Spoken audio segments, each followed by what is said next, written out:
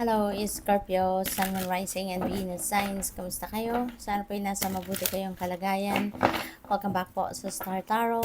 At kung bago kayo rito, welcome din po kayo. Please subscribe, like, share my videos, and leave me a comment po kung nakaresonate kayo. Salamat! So, first message ninyo is for general life, and we have High Priestess. Ayan, so maraming downloads, no? Ang pwedeng dumating sa inyo sa ngayon. And those downloads are guidance para sa iyo, Scorpio.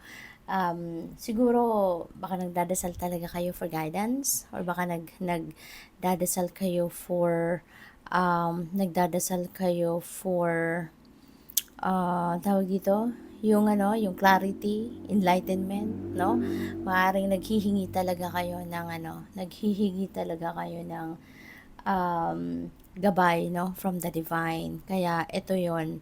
Ibibigay na sa'yo. It's all up to you to access that. Kaya kailangan na kailangan na papakinggan ninyo, no, yung inyong intuition, kasi kadalasan, no, pumapasok yung gabay para sa atin coming from the divine universe from intuition, no? Or I mean through intuition. Kaya makinig kayo, no? And you are the most, no, you have the most powerful psychic ability. Napakalakas ng inyong radar, Scorpio, lagi kong sinasabi yon. Kaya use that to your advantage, no? Pakinggan ninyo yung guidance para sa iyo ng Divine Universe, kasi maaaring ito na yung sagot sa dasal mo, baka ito na yung hinihingi mo, 'di ba? So ayun, Scorpio. Nandito na ang sagot sa iyo. So what else? For your money, career, and finances, we have Six of Pentacles. Napakaganda, no? You're going to project your generosity sa ngayon. At 'di ba, kapag nagbibigay tayo, when we are generous, when we are sharing our blessings, when we are giving something, 'di ba, mas marami ang bumabalik, 'di ba? Mas marami ang kapalit nito, no, binibigay ng universe sa atin. Lalo-lalo na kung nagbibigay tayo na talagang bukal sa loob natin, kung nagbibigay tayo na talagang um, tawag dito, very tayo, yung bang buong puso, no, nating binibigay or sinishare sa iba, talagang yan ay ibabalik at ibabalik sa atin ng universe, no, na 100-fold pa. Kaya sa ngayon, you are going to be very generous, no, of your money, of your resources. Kaya marami pa ang pwedeng ibalik sa iyo ng divine universe. Pwede rin na meron din dito mag-share sa inyo, no? Meron ding magbibigay sa inyo ng pwedeng opportunity. Baka meron ding mag-o-offer sa iyo ng opportunity sa ngayon, ano, na pwede mo pang pagkakitaan, na pwede mo pang magkaroon kayo ng karagdagang racket, no? Source of income, yung gano'n. Kaya good luck sa'yo. Sa inyong sa inyong relationships, we have Wheel of Fortune, napakaganda, no? The Angel of Destiny is here. So, maaari ng iba sa inyo talagang eto na. Baka mamimit mo na yung destiny mo, 'di ba? Yung person na talagang nakalaan para sa iyo. Maaaring ngayon makikita mo na, no? Kung single pa kayo ngayon, baka magkakaroon na kayo ng jowa, no? Sa ngayon, at baka magkakaroon na kayo ng love life, or baka kung sino man yung nakatakda talaga para sa'yo, ay eto na, ma-meet mo na, no? At maging parte na ng buhay ninyo. Kaya napakaswerte, napakaganda. Things are going to change for the better din sa inyong relasyon, no? Kung meron kayong mga hindi masyadong mga magagandang kaganapan sa buhay may asawa ninyo, or sa jowa ninyo, things are going to change for the better sa ngayon. Kaya napakaganda rin. So, maraming salamat, no, for subscribing. Maraming salamat for being here, and if you haven't subscribed yet, subscribe na po kayo. And bukas na po yung channel memberships ko. Nasa baba ng video, no, ang join button, just in case po na interesado kayong mag-join sa channel membership. Pakitignan nyo na lang yung perks. Thank you. At maraming salamat din, ano, sa nagpapadala ng donasyon, at sa mga hindi nag-skip ng ads. Maraming salamat po. Ace of Wands is clarifying the High Priestess. Ayan, so you're divinely guided, no? You are being guided towards something na bago para sa'yo. You are being led towards something na pagkakaabalahan ninyong bago, no? Pwedeng trabaho ito, no? Pwedeng pagkakakitaan ito wherein magagawa mo dito kung ano yung gusto mo. Magagawa mo rito kung ano yung passion mo. Magagawa mo rito kung ano yung minimithi ninyo, no? Yung heart's desires ninyo, yung whatever it is, no, na interest ninyo, no? Yung pwede siguro dati hobby nyo lang ito, pero maaari ngayon mapagkakakitaan mo na, no?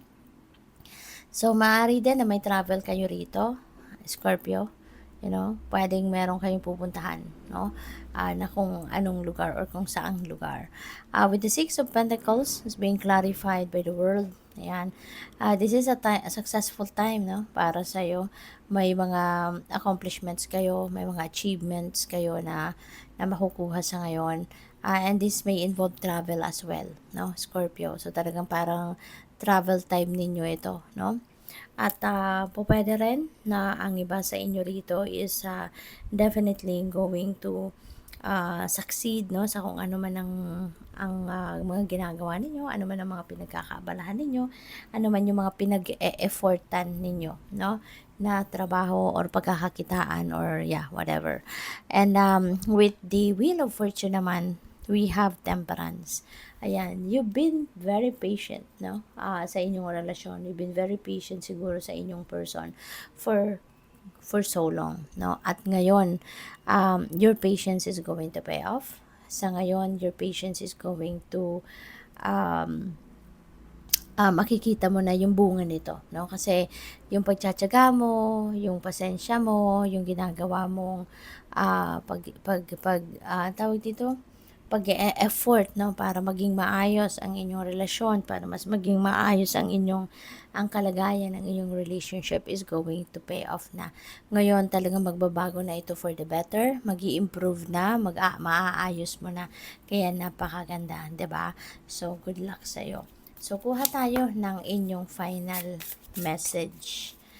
Final message ni Scorpio, we have angel number 888. Napakaganda, mababalanse na ang lahat, 'di ba? Magbabago na no? Pagdating sa relationship ninyo, magbabago na for the better. Kung dati siguro hindi ninyo masyado naaasikaso yung person ninyo or yung relationship ninyo kasi maaring busy kayo sa trabaho, something like that. Pero ngayon, no, you will get the balance back, no? Maibabalik mo na yung balanse sa buhay ninyo between personal life at sa iyong trabaho.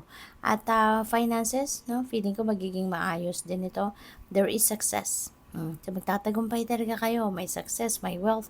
So kung ano man ang tagumpay ninyo rito, lalo-lalo na sa trabaho, sa career ninyo o negosyo, kung anong tagumpay ninyo yan, that is going to bring forth wealth sa inyo. That's going to bring forth additional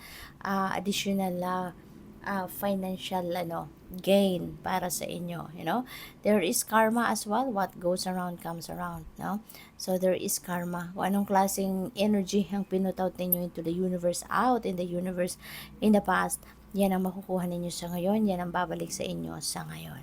So there is a lot of money coming your way. Sabi dito, a lot of money is coming your way. So, maghanda ka na ng paglalagyan ng inyong kaperahan kasi may perang paparating. Fortune refers to more than just monetary and material success.